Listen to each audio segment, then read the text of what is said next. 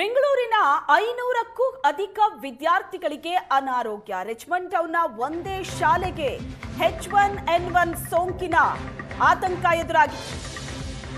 ಬೆಂಗಳೂರಿನ ಸುಮಾರು 500ಕ್ಕೂ ಹೆಚ್ಚು ವಿದ್ಯಾರ್ಥಿಗಳಿಗೆ ಅನಾರೋಗ್ಯ. ಖಾಸಗಿ ಶಾಲೆನ 2 ದಿನ ಬಂದ್ ಮಾಡೋದಕ್ಕೆ ನಿರ್ಧರಿಸಲಾಗಿದೆ. 2 ವಿದ್ಯಾರ್ಥಿಗಳಿಗೆ ಸೋಂಕು ದೃಢಪಟ್ಟಿದೆ. ಉಳಿದವರಿಗೂ ಕೂಡ ಟೆನ್ಷನ್ ಸ್ಟಾರ್ಟ್ ಆಗಿದೆ. ಶಾಲೆಯ ಸುತ್ತಮುತ್ತ ಇರೋ ಅನಧಿಕೃತ ಅಂಗಡಿಗಳ ತೆರವಿಗೆ ಆಗ್ರಹಿಸಲಾಗಿದೆ. ಏಕಾಏಕಿ ಹೆಚ್ಚಿನ ಸಂಖ್ಯೆಯ ವಿದ್ಯಾರ್ಥಿಗಳು ಹಾಗೂ ಸಿಬ್ಬಂದಿ ಅಸ್ವಸ್ಥ ಆಗಿದ್ದಾರೆ.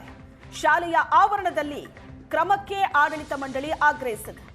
ಸುಮಾರು 2,500 ಜನ ಮಕ್ಕಳಿರುವಂತಹ ಖಾಸಗಿ ಶಾಲೆ ಇದು. ಇಡೀ ಶಾಲೆಗೆ ಟೆನ್ಷನ್ ಸ್ಟಾರ್ಟ್ ಆಗಿದೆ.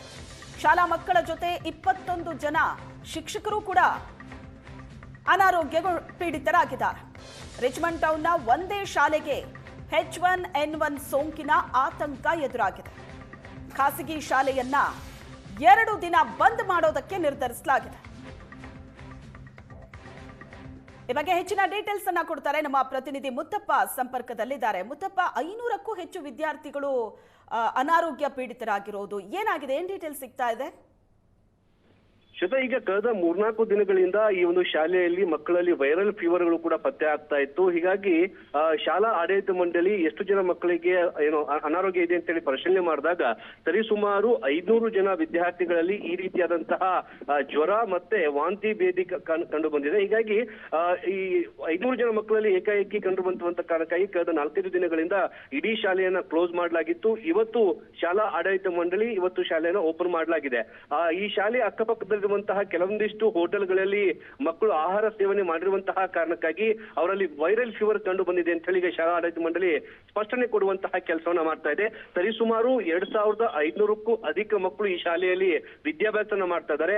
2,500 ಮಕ್ಕಳ ಪೈಕಿ 500 ಜನ ಮಕ್ಕಳಲ್ಲಿ ವೈರಲ್ ಫೀವರ್ ಕಂಡು ಬಂದಿದೆ. ಜೊತೆಗೆ 21 ಜನ ಶಿಕ್ಷಕರೇನಿದ್ರು ಅವ್ರಿಗೂ ಕೂಡ ಈಗ ಜ್ವರ ಕಾಣಿಸಿಕೊಂಡಿರುವಂತದ್ದು ಸಾಕಷ್ಟು ಆತಂಕಕ್ಕೆ ಎಡೆ ಮಾಡಿ ಕೊಟ್ಟಿತ್ತು. ಹೀಗಾಗಿ ಶಿಕ್ಷಕರು ಇಡೀ ಶಾಲೆಯನ್ನ ರಜೆ ಕೊಡಬೇಕು ಅಂತ ಹೇಳಿ ನಿರ್ಧಾರ ಮಾಡಿಕೊಂಡು 4-5 ದಿನಗಳ ಕಾಲ ಶಾಲೆಗೆ ರಜೆಯನ್ನ ಕೊಟ್ಟಿದ್ರು.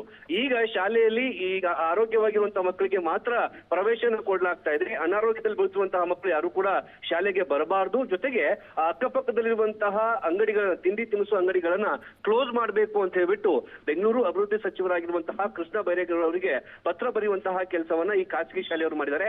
ಈಗಾಗಲೇ ಆರೋಗ್ಯ ಸಚಿವರನ್ನ ಈ ಬಗ್ಗೆ ಪ್ರಶ್ನೆ ಮಾಡಿದಾಗ ನಾನು ಕೂಡಲೇ ಒಂದು ತಂಡವನ್ನ ನಾನು ಕಳಿಸ್ತೇನೆ, ಅಲ್ಲಿ ಹೋಗಿ ಪರಿಶೀಲನೆ ಮಾಡುವಂತ ಕೆಲಸವನ್ನ ಮಾಡಿಸ್ತೇನೆ ಅನ್ನೋ ಮಾತನ್ನು ಕೂಡ ಹೇಳ್ತಿದ್ದಾರೆ. ಈಗ ಶಾಲೆಯಲ್ಲಿ 500ಕ್ಕೂ ಅಧಿಕ ಮಕ್ಕಳಿಗೆ ಅನಾರೋಗ್ಯ ಕಂಡು ಬಂದಿದೆ. ಈ ಒಂದು ಜ್ವರ ಏನಿದೆ ಇದು H1N1 ಅನ್ನೋದ್ರ ಬಗ್ಗೆ ತಪಾಸಣೆ ಮಾಡೋದಕ್ಕೆ ಆರೋಗ್ಯ ಇಲಾಖೆ ಅಧಿಕಾರಿಗಳು ಸ್ಥಳಕ್ಕೆ ಭೇಟಿ ಕೊಡಲಿದ್ದಾರೆ. Shweta, yes, thank you Muthappa.